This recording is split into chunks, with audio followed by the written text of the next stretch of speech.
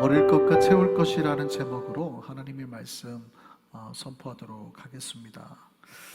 우리 신앙생활의 시작은요, 버리는 것에서 시작합니다. 우리가 처음에 예수 그리스도를 만나려면 사실은 어떻게 해야 되냐면 내가 과거에 가졌던 것들을 내려놓고 버리는 것에서 시작해요. 내 생각, 고집, 내 과거에 가졌던 모든 틀, 이런 것들. 그 버리는 것에서 시작해서 거기서 끝나면은 안 돼요. 거기서 끝나면은 불교나 다른 종교랑 똑같아요. 불교도 마찬가지죠. 불교도 가면 욕심을 버리라 그러잖아요. 버리라 그래요. 버리라, 다 버려. 욕심을 버리세요. 생각을 버리세요. 똑같이 말하거든요. 거기까지는 똑같아요. 근데 그 다음에 있죠. 신앙은 버리는 것에서 시작해서 반드시 채우는 것으로 완성이 됩니다. 예수 그리스도로 체험받아야 되고, 예수께서 주시는 은혜로, 성령이 주시는 위로로, 하나님 주시는 담대함으로, 감격으로, 기쁨으로 다 체험을 받아야 돼요. 우리 안에 하나님이 주시는 그 거룩한 것들로 가득 넘쳐야지 우리가 신앙생활을 잘하는 거예요. 믿으시기를 바랍니다. 어떤 분들은 비우는 것까지 잘하시는 분이 있어요. 자기 마음속에 욕심도, 그래 나 욕심 안 부리고 살아야지, 다른 나쁜 생각도 내려놔야지, 이것까지 잘하세요. 여기까지는 잘하시는데 그 다음에 하나님의 은혜로 체험받거나 하나님의 사랑으로 체험받거나 이 채우는 것을 못하셔서 문제가 되는 부분도 있습니다. 우리가 세례를 받을 때 옛사람을 버리고 새 사람으로 다시 태어나는 것이죠. 우리가 또 다른 말로 옛 옷, 헌 옷을 버리고 새 옷을 입게 되는 거예요. 이걸 의의 옷이라고 하죠. 그리스도로 덧입는 것. 그러니까 신앙은 과거의 것들을 버리고 하늘에서 주시는 거룩한 것들로 자꾸 이렇게 체험받는 거예요. 우리가 어느 순간 신앙생활에 재미없거나 어느 순간 교회 다니기 힘든 거는 요 버리고 체험받는 것에서 어느 순간 딱 스탁이 온 거예요. 버려지지 않거나, 버려지지 않으니까 채울 공간이 없는 거죠. 혹은 버렸는데 잘 체험을 못 받거나, 그러니까 공허한 거죠. 내가 다 내려놨는데 하나님의 은혜가 없으니까 마음이 그냥 empty해요. 비어 있어요. 나는 착한 것 같긴 한데 나는 왜 이렇게 살지, 이런 생각이 드는 거예요. 근데 욕심을 못 내려놓으면 하나님의 은혜가 들어와도 안 채워넣는 거예요. 됐어요 하나님, 난 요게 좋아요, 이렇게 되는 거예요. 그러니까 여기서 뭔가 이제 어떤 메커니즘적인 시스템상에 이제 싹이 와버린 거죠. 그래서 우리가 신앙생활을 잘한다는 거는 빨리 버릴 거는 버리고 채워넣는 건 채워넣고, 요게 자꾸 잘 돼야 돼요. 내가 오늘 버려야 될 건 뭔가, 또 내가 채워야 될 건 뭔가, 이거를 잘 생각해야 된다 이 말입니다.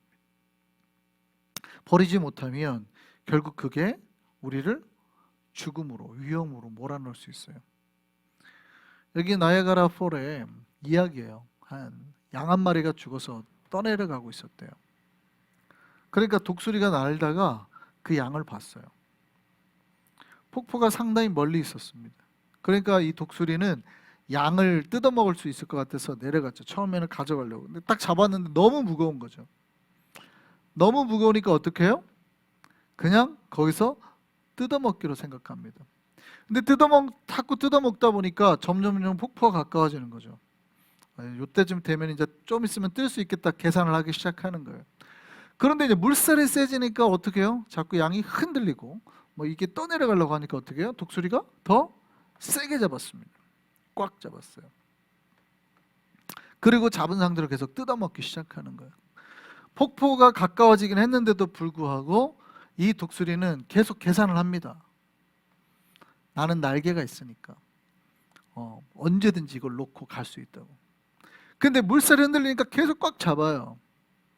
폭포가 다가오는데 마음은 조급했지만 맛있어서 더 먹었어요. 이제 저 폭포 앞에까지 떨어진 데까지 딱 왔어요. 독수리가 이때다 생각하고 이제 탁 놨는데 어떻게 해요? 털이 콱 껴가지고 너무 깊숙이 콱 박혀가지고 이게 안 빠지는 거예요. 어떻게 됐을까요? 양이 떨어질 때 독수리도 같이 떨어져서 죽게 되는 거예요. 여러분, 신앙생활은 뭐냐면 내가 버려야 될 것, 놔야 될 것, 내가 지금 무엇을 꽉 붙잡고 있는, 이게 지금 내가 놔야 될 건지 아닌지를 잘 분별하는 거예요. 내 생각으로는 뭐래요? 괜찮을 것 같아요. 조금만 더 버티면 돼. 더 많이 먹을 수 있어. 여기서 조금만 더 하면 더 많이 먹을 수 있어. 이렇게 하다가 주식 망하신 분 많죠. 그렇게 하다가 지금 요즘에 비트코인 뭐 70% 90% 빠졌다 난리가 났죠 지금. 막 우리 마음에 그런 거예요. 내가 좀 더 먹었으면 좋겠다. 좀 더 했으면. 그러니까 이게 버려야 될 것들을 신앙에서 똑같아요. 내가 놔야 될 것들을 놓지 못하고 나는 할 수 있을 것 같은 거예요. 좀만 더 뜯어 먹자. 좀만 더 뜯어 먹자. 놓을 때 아예 일찍 놔야 되는 거예요. 놓으려면 아예 일찍 놔야 돼요. 일찍. 욕심내다가 결국 죽는 거예요. 오늘 본문에 버려야 될 것 대해서 말하고 있죠.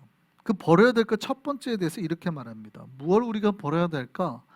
말을 내어 버려라 이렇게 말합니다. 신자가 하나님 앞에서 변화되었다고 했을 때 가장 먼저 드러나는 게 언어죠. language예요. 이 혀의 변화, 말의 변화예요. 신자가 버려야 될 1번이 바로 우리 안에서 나오고 있는 더러운 말들, 이거를 버려라 라고 말합니다. 여러분, 우리가 살다가 욕을 할까요 안 할까요? 욕을 하죠. 욕을 안 할 수가 없죠. 저도 목사인데 가끔 욕을 해요. 우리 아이들한테 이놈의 새끼들 욕을 해요. 친근한 표현이라고 하는데 어쨌든 우리 삶의 언어에 욕이 없을 수 있을까요? 욕이 없는 언어가 있을까요? 욕이 없는 언어도 있어요. 일본어가 욕이 없죠. 일본어는 희한하게 욕이 없죠. 네, 욕 비슷한 약간 그러니까 나쁜 말이라고 약간 이렇게 구비가 되어 있는 말이 있어요. 근데 일본에는 대놓고 욕하는 건 없어요. 약간 살짝 나쁜 언어 이런 느낌의 말이 있다 그래요.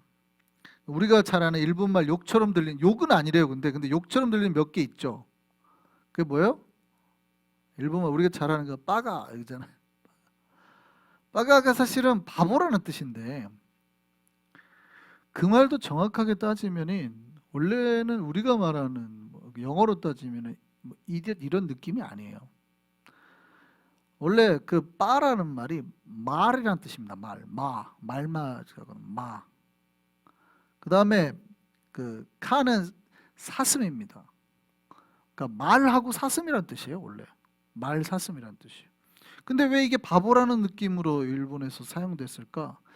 이 사람이 일본 사람들이 욕은 하고 싶은데 정말 나쁜 말 중에 나쁜 말 중에 찾은 게 뭐냐면 이 정도, 말하고 사슴하고도 구별 못하는 정도의 이 우둔한 녀석아, 이런 말이에요. 사실은 요 정도. 그래서 그게 바카, 야로라는 말은 녀석아 이런 뜻이거든요. 뭐 놈도 아니고 이런 녀석아 이런 뜻이 약간 뉘앙스가. 그래서 바카야라 막 욕하는 것 같지만 말 사슴도 구분 못할 정도의 약간 어리숙한 놈, 약간 이런 거죠. 한국 사람들 생각엔 욕도 아니죠 그게. 그러니까 사실 욕이 없어요. 그리고 몇 가지 단어가 있다 그래요. 뭐 영어로 하면 약간 우리가 그뭐 시자 요 정도에 해당되는 건데 이제 일본말로는 쿠소, 똥이라는 뜻입니다. 똥. 근데 그것도 약간 아유 친근하게 표현될 정도의 욕이에요. 그냥 그것도 약간 아유 쿠소야로 이렇게 쓰기도 한대요. 아니면은 뭐 우자이, 짜증난다는 뜻이고, 뭐 일본어 잘 아시는 분들은 가끔 들어보셨을 모르는데 칙쇼 뭐 이러네. 그렇죠. 젠장 뭐 이런 뜻인데 이것도 축생이란 뜻입니다. 약간 그렇다고 짐승, 완전히 짐승 같은 놈이란 뜻이 아니고 그냥 친근한 표현이에요. 욕이 아니래요. 아니면은 뭐 가끔 시내 뭐 나가다 죽어라, 엎어져 죽어라 뭐 이런 뜻이긴 한데 저주의 말이긴 한데, 아니면 뭐 고로스 뭐 내가 너 죽인다 이런 뜻도 있긴 있어요. 아니면 우르사이 시끄러 뭐 일본어 영화 같은 거 보면 가끔 나오면. 근데 이게 우리가 생각하기에는 욕이 아닌데 일본 사람들은 그 정도, 한국 사람 생각엔 욕축에도 못 들죠. 우리가 생각하는 욕이라는 거는 뭐 상상할 수 없는 거 아니에요? 그런데 일본은 이유가 있습니다. 욕이 없는 이유가 있어요. 왜냐하면 일본은 영주가 있고 다이묘라고 하는 영주가 있고 이제 밑에 사무라이들이 있잖아요. 영주를 지키는 무사회가 있죠. 근데 우리가 생각하는 사무라이는 똑똑한 사람일 것 같지만 일본은 사무라이 되게 무식한 사람들이죠. 공부를 평생 해본 적이 없어요. 칼좀만 쓴다 그러면 다 사무라이를 쓴단 말이죠. 그러다 보니까 영주들이 어떻게 하냐면 쟤네가 언제 나를 칠지 모르잖아요. 두려운 거예요. 근데 글도 몰라. 되게 무식한 애들이야. 그러니까 얘네를 잘 다스릴 수 있는 방법으로 무사도라는 걸 줍니다. 무사도 정신. 니네는 무사니까 함부로 하면 안 돼. 뭐 이런 거를 갖다가 던져주게 되죠. 그러니까 자기네가 그거 붙잡고 약간 프라이드를 가지고 사는 거예요. 그렇다고 해서 이 사람들 행동이 그러면은 그것만 가지고 똑바로 살아요? 못 살죠. 그러니까 백성들한테 때로는 막 칼 있다고 함부로 하는 사람도 있을 거 아니에요. 그러면 그때 백성들이 뭐라고 그래요? 욕할 거 아니에요. 나쁜 놈 할 거란 말이죠. 근데 이때 아주 특이한 게 있습니다. 이때 사무라이들이 키리스테고멘이라는 문화가 있습니다. 키리스테고멘. 키리스테라는 거는 자르다라는 뜻이고요. 고멘은 면제하다라는 뜻입니다. 맨자가 면자예요. 면제하다. 그러니까 이게 칼로 잘라 죽여도 괜찮다는 뜻이에요. 그러니까 살인 면허 같은 거죠. 사무라이들에겐 그걸 줬습니다. 그러니까 누군가가 자기를 욕하면 내가 욕할 필요가 없어요. 가서 그냥 죽이면 돼요. 그러니까 이게 영주가 사무라이들에게 준 특권이었던 거예요. 그러니까 사람들이 함부로 누군가가 나한테 행패를 부리고 칼 있다고 행패를 부려도 욕할 수 있어요, 없어요? 없죠. 말 함부로 하면 죽는 거예요. 그래서 일본 문화가 메이와쿠라, 이게 일본 말이 그 말이 무슨 냐면 민폐 금지. 민폐를 주지 말자. 잘못하면 칼 맞으니까. 그러니까 일본에는 욕이라는 게 생길 수가 없었대요. 이게 사무라이 문화가 오래, 에도 시대가 오래 갔기 때문에. 근데 조선 시대는 그러지 않죠. 조선 시대는 보면은 뭐가 있어요? 사당패가 있고, 사당패가 마을마다 돌아다니면서 탈을 쓰고 풍자를 하고 놀리죠. 누구를 놀려요? 심지어 나라님도, 임금님도 놀립니다. 탈 쓰고 임금이 이렇게 걷는다네, 말을 한다네, 뭐고 뭐 자기 첩이랑 어떻게 놀았다네, 막 흉도 보고 에라이 나쁜 놈아 막 욕을 하죠. 그러니까 한국은 그렇게 해도 조선시대는 그렇게 해도 잡혀가진 않았어요. 물론 심하게 말하면 끌고 가서 맞았지만 막 칼로 그 자리에서 베거나 이런 거 하지 않죠. 그러니까 어떻게 해요? 욕이 발달했다라는 거예요. 그러니까 욕이 없다고 해서 일본이 좋은 게 아니라 일본은 욕하면 죽는 문화예요. 잘못 말하면 죽는 문화. 한국은 뭐라고 해도 잡혀가지 않는 문화. 그러니까 억압당한 사람들 제일 뭘로 풀었어요? 욕으로 풀었던 거예요. 여러분은 전라도 안 살아보셔서 잘 모르겠지만 전라도에 오래 살은 저는 영어도 욕이 있잖아요. 영어도 욕이 있죠. 뭐 랩하는 애들 보면 욕 잘하잖아요. 근데 저는 비교가 안 된다고 생각합니다. 이게 뭐 한국어 오래 사시는 분들은 잘 아시겠지만 군대 가면은 뭐 이거는 남녀를 바꾸기도 하고 조상욕도 하고 어머니욕도 하고 개부터 동물, 짐승 뭐 해가지고 막 하잖아요. 특히 전라도 쪽 가면은 이 걸출함을 이 남도 쪽 가면은 이거를 감당할 수가 없어요. 뭘 누구를 죽이고 뭐 창자가 어떻게 줄넘기를 하고 뭐 이런 정말 상상을 할 수 없는 막 그 있어요. 그러니까 제가 고등학교 때 진짜 제 친구가 싸울 때 아주 심한 욕을 해가지고 제가 너무 황당했던 그 친구가 너무 화가 나가지고 이렇게 하면 이런 개래침으로 하이바를 뚫어버릴 텐게 뭐 이런 말 화가 나니까 욕을 하는데 내가 가래침을 툭 뱉어서 너의 머리를 뚫어버리겠다 뭐 이런 얘기인데 저게 농담을 하는 건지 진짜로 하는 건지 모르겠단 말이죠. 자, 근데 그러면 잘 생각해 보세요. 어쨌든 일본이든 욕이 없는 나라에서 어렸을 때부터 생활해온 사람들이 가졌던 마음가짐과 어렸을 때 수없이 욕이라는 걸 달고 특히 군대, 한국에서 군대면 친구들은 한국 남자애들은 만나서 헤어질 때까지 욕을 하고 살잖아요. 그런 문화로 수십 년을 살았던 사람들이 예수를 믿게 됐을 때 그 입에서 욕을 끊기가 쉽겠냐는 거죠. 만약에 어떤 특정 지역에서 평생 그 욕을 듣고 살아가지고 이게 삶의 문화처럼 되어 있는 사람이라면 그런 것들을 정말 끊어내기가 쉽겠냐는 거죠. 그러니까 오히려 그런 사람들은 예수 믿기가 훨씬 어렵다는 얘기죠. 무슨 말인지 아시겠어요? 그러니까 어쩌면 우리가 일본 사람보다 미국 사람보다 미국에서 문화생활 하는 사람보다 한국에서 태어나가지고 어렸을 때 문화생활 하는 사람들이 훨씬 더 예수 믿기가 어려워요. 뭐라고 그래요? 너희에게서 뭐를 끊으래요? 너희 입에서 더러운 말들을 다 끊어내라는. 그 더러운 말은 너희 입 밖에도 내지 말라라고 말한단 말이죠. 근데 이게 습관이 되고 문화가 돼가지고 내 삶이 이게 익숙한 부분을 어떻게 잘라내겠냐고요. 그러니까 훨씬 더 하나님 앞에 기도해야 되는 거예요. 기억하셨으면 좋겠습니다. 더러운 말은 우리 입 밖에도 내지 않기를 소망합니다. 그래서 신자가 예수를 믿는다고 했을 때 가장 먼저 버려야 될 게 말이에요. 더러운 말, 나쁜 말들. 그러면 더러운 말의 반대말이 뭐예요? 오늘 본문에는 뭐라고 말하고 있어요? 덕이 되는 말을 해라. 덕이 되는 말. 신자가 채워야 될 말이 바로 덕스러운 말입니다. 어떤 말이 덕스러운 말이래요? 다른 사람에게 용기를 주는 거예요. 격려해. 잘하고 있어. 너 할 수 있어. 이렇게 용기를 주는 말.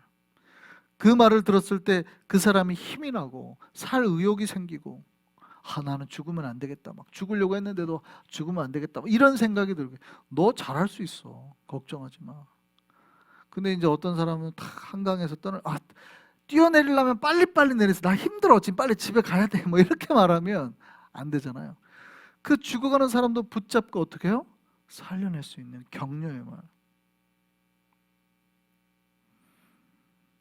오늘 본문에는 그거를 선한 말이라고 그랬습니다. 선한 말이라는 건 뭐예요? 어떤 좋은 말, 선한 말이라는 개념은 여기서 단순히 good, 우리가 말하는 good이 아니라 진짜 선하다는 뜻의 good이에요. 하나님으로부터 나온 그 좋은 말, 선한 말을 하라는 겁니다. 그러니까 하나님께서 보시기에 좋은 말이라는 뜻이죠. 그래서 그 말을 듣는 사람은 뭘 받아요? 은혜를 받는 거예요. 그러니까 우리가 이제 기억하셔야 돼요. 어떤 사람이 같은 신자인데 저 사람이 하는 말을 들으면 상처가 되는 말, 상처가 되거든. 같은 말을 하는데. 근데 이 사람이 하는 말을 들으면 또 은혜가 되는 말이 있어요. 그런 사람들이 있어요. 우리는 우리 입에서 뭐가 나와야 돼요? 우리 말을 듣고 은혜를 받는 역사가 있기를 소망합니다. 예. 이걸 놓고 기도하셔야 된다는 거예요. 우리가 하는 말을 듣는 사람에게 은혜를 끼치게 하라라고 명령하고 계시는 거예요. 두 번째, 우리 신자가 버려야 될 것 중에 그 다음 거는 우리의 마음과 그 마음에서 나오는 행동입니다. 첫 번째 말을 버리라고 그랬죠. 두 번째는 마음과 그 마음에서 나오는 행동. 오늘 본문에 보니까 악독과 노함과 분냄과 수다와 비방하는 것. 크게 이렇게 나눌 수 있어요. 내 마음속에 있는 악한 것과 노함과 분냄이 화내는 거죠. 화내는 것.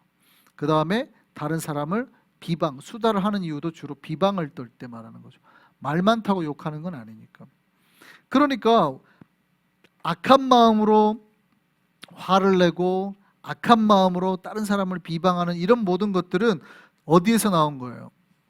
하나님에게서 나온 게 아니에요.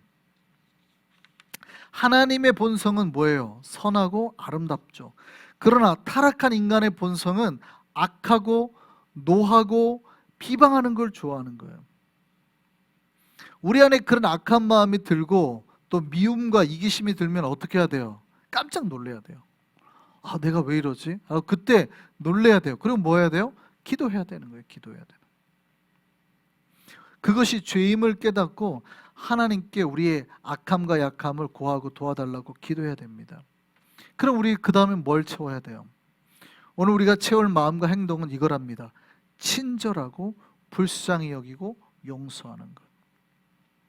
악하고 비방하고 또 분노하는 거, 화내는 거를 다 빼고 난 다음에 거기다 뭘 넣으라고요? 친절한 것, 불쌍히 여기는 것, 용서하는 마음을 넣으라는 것. 신자가 서로 친절해라. 그러니까 우리가 우리 안에 채워서 베풀고 나오도록 하라는 게 뭐냐면 친절이에요. 친절. 나이스하라는 거죠. 그 다음에 또 어떻게 하래요? 불쌍히 여기는, 자비롭게 여기는. 그 다음에 용서해 주라. 그런데 우리는 다른 사람이 잘 되면 기뻐합니까? 아니면 마음속에 약간 시기심이 생깁니까? 약간 질투심이, 약간 젤러스예요? 엔비예요, 엔비.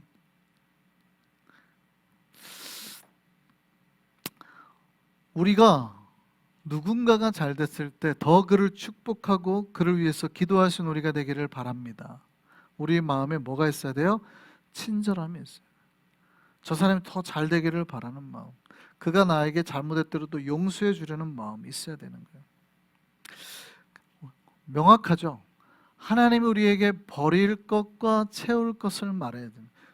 버려야 될 말투, 채워야 될 말투, 버려야 될 마음과 행동, 채워야 될 마음과 행동에 대해서 말하잖아요. 이걸 한마디로 딱 말하면 뭘 말하는 거예요? 예수 믿고 변화되는 거예요.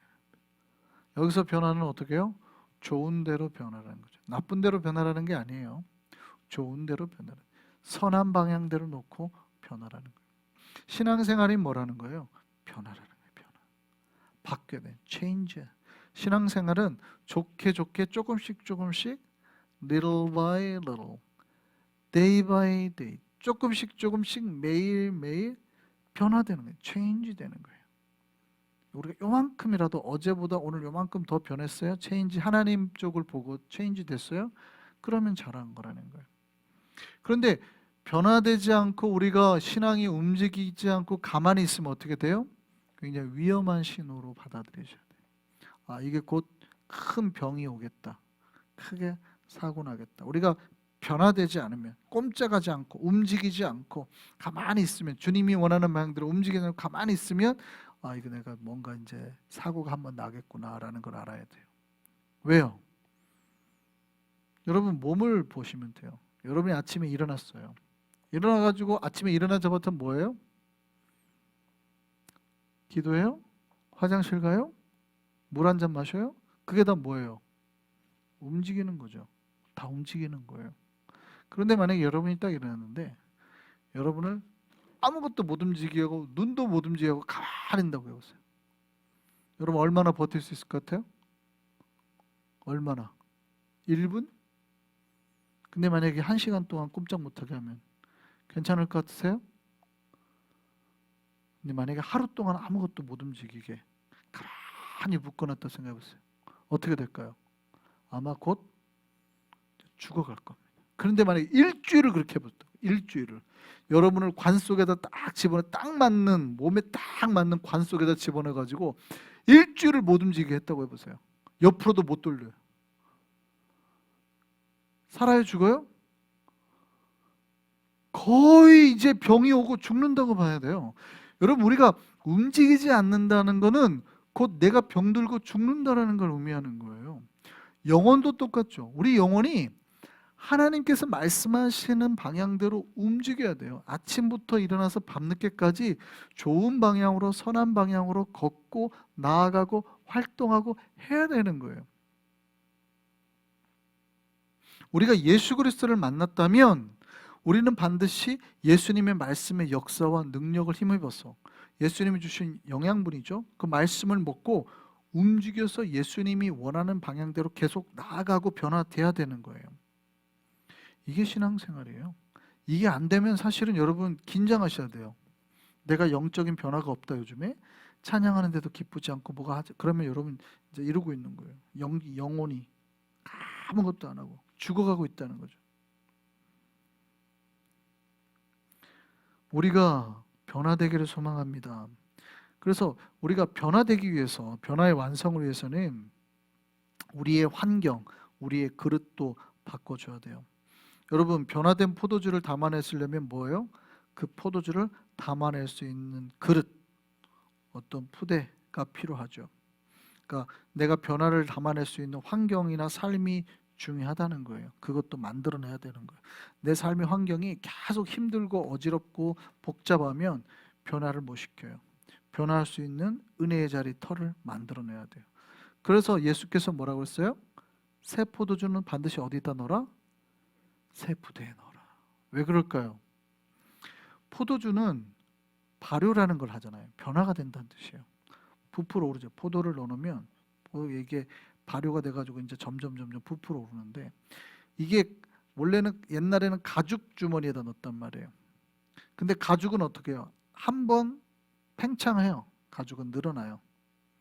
그래서 새 포도주 쓸 때는 신상, 뉴 가죽에다가 넣어야 돼요. 레러가 좋은 것. 그냥 이거는 뭐냐면 포도주 안에서 이제 와인이 이렇게 발효가 돼서 늘어나면 얘도 같이 늘어나요. 안 터진단 말이죠. 근데 한번 늘어났던 데다가 또 와인을 넣으면 이제 포도주가 발효했고 부풀어 오를 때 얘가 더 이상 못 견디니까 이렇게 되다가 갑자기 뽕 하고 터져 버리는 거예요. 그래서 새 포도주는 반드시 새 부도에는 우리가 하나님의 은혜를 받아들여서 하나님의 역사가 일어나려고 그러면 우리 삶이 변화될 수 있는 공간을 확보를 해야 돼요. 기도할 수 있는 시간을 확보를 해야 되고 큐티할 수 있는 시간을 확보해야 되고 내 삶에 하나님이 들어와서 역사할 수 있는 공간들을 확보해야 돼요. 근데 여전히 바쁘고 여전히 내가 하고 싶은 여전히 욕심이 뭐가 꽉 나를 틀어막고 있으면 역사되지 않죠.